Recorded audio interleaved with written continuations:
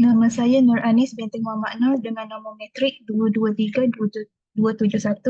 Saya akan membincangkan tentang pengenalan bagi tajuk kajian kami. Pilihan Raya Umum ke-15 merupakan proses pemilihan anggota Dewan Rakyat melalui undian rakyat di bawah Suruhanjaya Pilihan Raya SPR. PRU 15 diadakan pada 19 November 2022 sebanyak 15 juta orang pengundi yang turut mengundi. Seterusnya terdapat perubahan dalam PRU 15 seperti penurunan had umur pengundi, SOP dan pengundian atas talian. Platform seperti Instagram, Twitter dan Facebook digunakan secara meluas semasa PRU 15. Itu sahaja untuk pengenalan. Selanjutnya saya akan membincangkan latar belakang.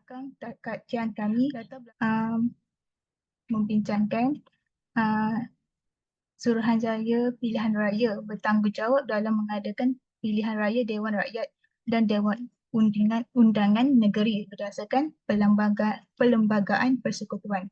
Sistem PRU ini berdasarkan first past the post di mana calon yang mendapat undian majoriti menjadi pemenang. Seterusnya, media sosial mula digunakan dalam PRU bagi perkongsian maklumat dan berita untuk PRU. Media sosial membentuk wacana publik PRU di Malaysia. Itu sahaja untuk pengenalan dan latar belakang.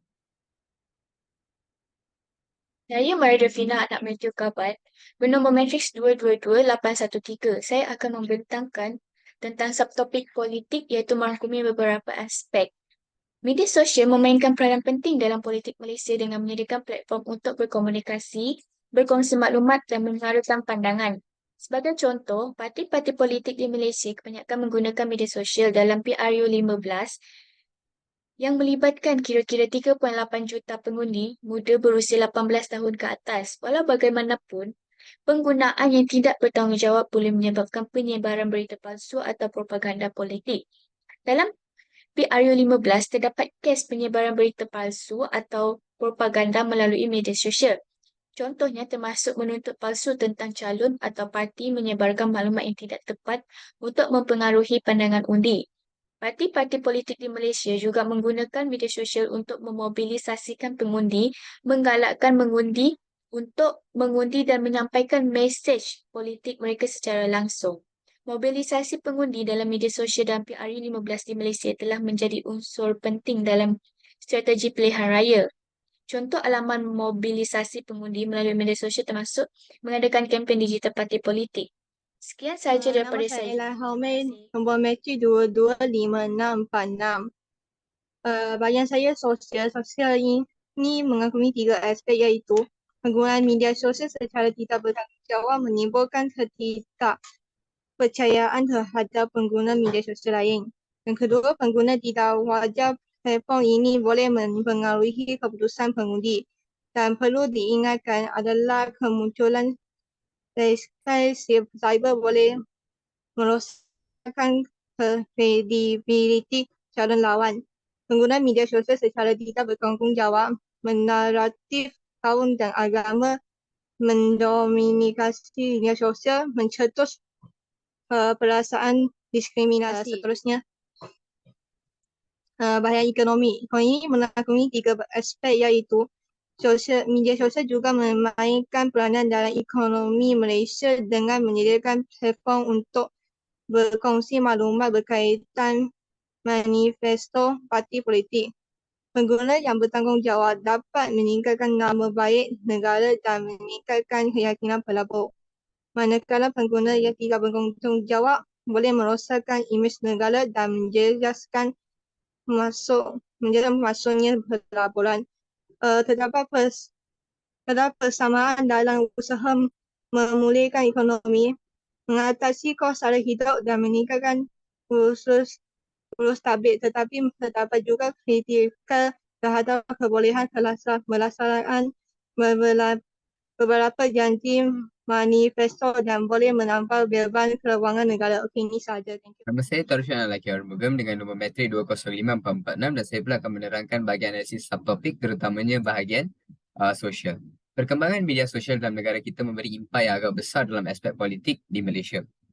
Ini berlaku disebabkan oleh bertambahnya penggunaan media elektronik, media cetak dan media arus perdana. Bukan sahaja oleh ahli politik tetapi juga oleh seluruh rakyat di negara kita. Parti politik terutamanya menggunakan media sosial ini untuk menyebarkan agenda dan manifesto mereka untuk menarik minat golongan rakyat untuk mengundi parti mereka.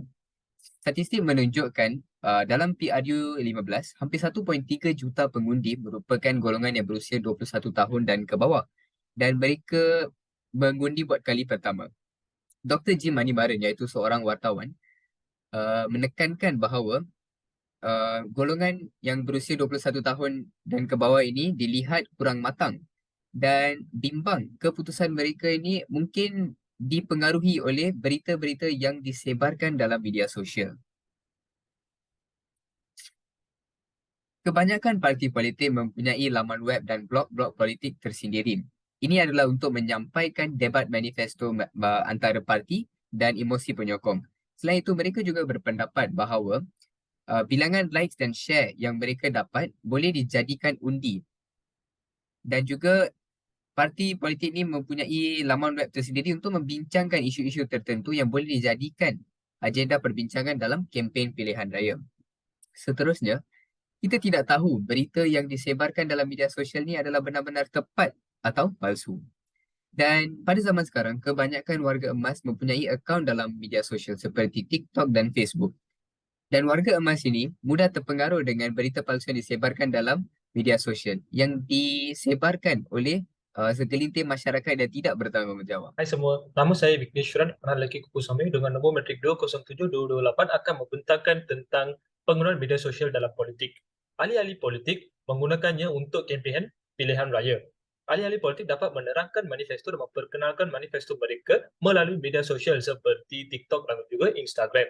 Selain itu, sekiranya sebarang konten ataupun post ingin dimuat naikkan, hashtag dan slogan akan digunakan supaya perkara itu menjadi trending dan maklumat dapat disampaikan kepada rakyat dengan lebih cepat.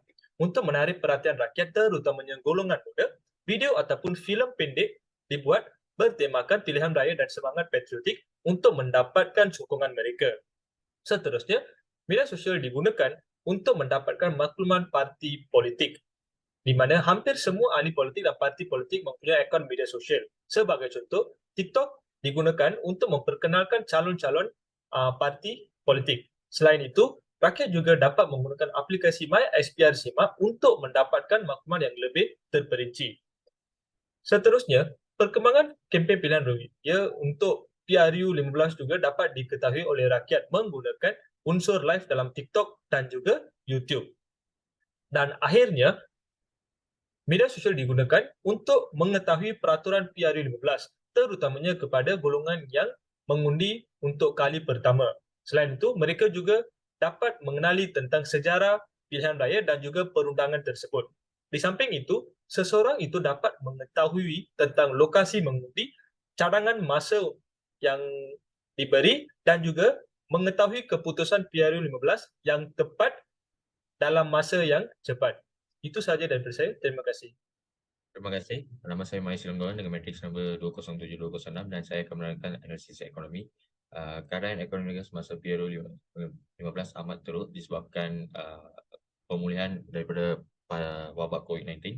Penjuraman ekonomi negara memberi impak yang negatif kepada pelaburan-pelaburan asing. Selain itu, kadar pertumbuhan ekonomi juga tidak memberangsangkan disebabkan ketidakstabilan politik negara. Pertukaran kerajaan sebanyak 3 kali dalam tempoh 2 tahun memberi imej yang negatif kepada para pelabur. Disebabkan apabila kerajaan bertukar, dasar-dasar ekonomi juga akan bertukar mengikut kepentingan politik mereka. Rakyat juga telah kehilangan mata pencaharian dan gaji mereka juga telah dikurangkan. Selain itu, kadar pengangguran juga meningkat, memberi kesan begitu dalam kepada rakyat. PRU 15 merupakan jalan penyelesaian yang dinantikan oleh rakyat untuk memulihkan ekonomi negara sejurus mendapatkan kemelut politik negara. Parti-parti politik telah menggunakan media sosial untuk menyebarkan idea pembangunan ekonomi negara.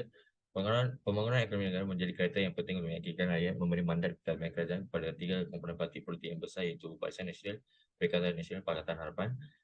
Wakil-wakil daripada parti politik ini menggunakan media sosial untuk menyebarkan idea pembangunan ekonomi negara. Sebagai contohnya, Pak Ibi Rafizi Ramli dari Pakatan Harapan menerangkan di dalam media sosial bahawa beliau mempunyai formula untuk membangunkan ekonomi dan meyakinkan rakyat tentang formula beliau tersebut. wakil parti politik, wakil daripada komponen Perikatan Nasional telah mendedahkan dalam media sosial mereka bahawa mereka akan mempertimbangkan pengeluaran wang KWSP secara bersasar untuk menampung beban rakyat disebabkan negara menempuhi inflasi. Idea-idea mereka telah menyebarkan idea-idea mereka menerusi unsur live dalam media-media sosial supaya rakyat dapat dengan lebih senang dapat memahami perkara-perkara yang dapat disampaikan oleh mereka, sejurus meyakinkan rakyat untuk mengundi parti-parti politik tersebut. Sekian, terima kasih. Akhir sekali, saya akan merumuskan bahawa media sosial mempengaruhi 3 aspek semasa pilihan raya umum ke-15. Pertama sekali, dalam aspek politik, media sosial menjadi alat penyebaran ideologi ahli politik. Seterusnya, dalam aspek sosial, media sosial memperlihatkan perbezaan fahaman dan persepsi berdasarkan bangsa, agama dan faktor usia semasa pilihan raya umum ke-15. Dan akhirnya, aspek ekonomi, parti politik menggunakan media sosial untuk menyebarkan perancangan pembangunan ekonomi. Itu sahaja daripada saya. Terima kasih.